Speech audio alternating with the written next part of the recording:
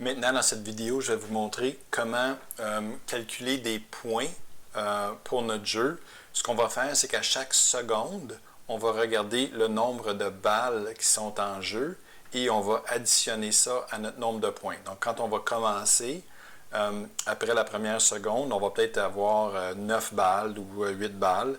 Et à la seconde suivante, s'il en reste 5, on va ajouter 5. Et si pendant la seconde suivante, il en restait juste 3, bien, on va ajouter 3.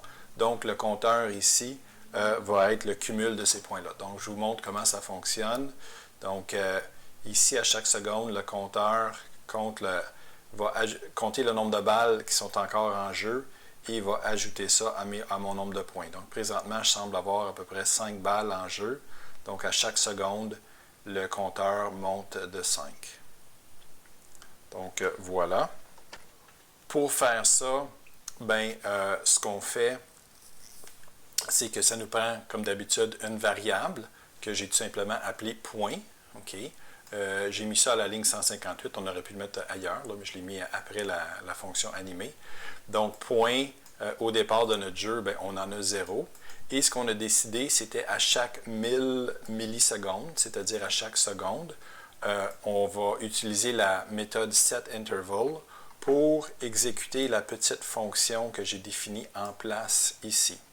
Donc, je vous rappelle que setInterval va exécuter le code qui est à l'intérieur de la fonction que j'ai définie ici à la ligne 159 à chaque 1000 millisecondes, c'est-à-dire à chaque seconde.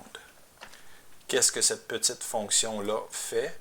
Ben, elle fait tout simplement, elle accumule les points. Donc, au départ, point est égal à 0. À la première seconde, on va aller voir combien de balles il nous reste en jeu. Et ça, c'est tout simplement donné par le nombre de balles dans notre array. Donc, si par exemple, on a réussi à sauver toutes nos balles, présentement, mon programme en a 9. Donc, on va ajouter 9 à 0. Et on va mettre ça dans notre variable point. La seconde suivante, s'il me reste par exemple 5 balles, à ce moment-là, bien, point était égal à 9, on va rajouter 5, on va être rendu à 13 points, et ainsi de suite.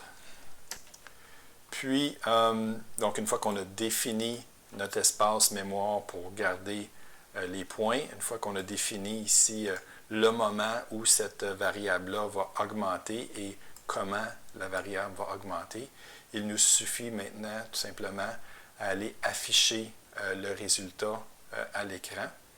Puis, on l'a ici, je l'ai ajouté ici à la suite de ce qu'on a fait là, dans la vidéo précédente. On a tout simplement à afficher les points. J'ai choisi de mettre ça quelques pixels en dessous de l'autre. J'en profite, ça m'arrive des fois là, quand je fais mes vidéos. Évidemment, je fais toutes sortes de tests avant de vous en parler. Et ça m'arrive des fois d'écrire des choses dans mon fichier qu'on n'utilise pas finalement dans notre programme. Donc, c'est le cas ici. J'ai vu des élèves là, qui avaient utilisé, qui avaient codé ça ici, souris bouge, là, puis c'était inutile. Donc, effacez ça. Et aussi, je voulais peut-être faire une fonction dans la vidéo actuelle pour calculer les points, et ce n'est pas nécessaire. Donc, si vous avez ça dans votre code, effacez ça, ce n'est pas bon. OK? Merci.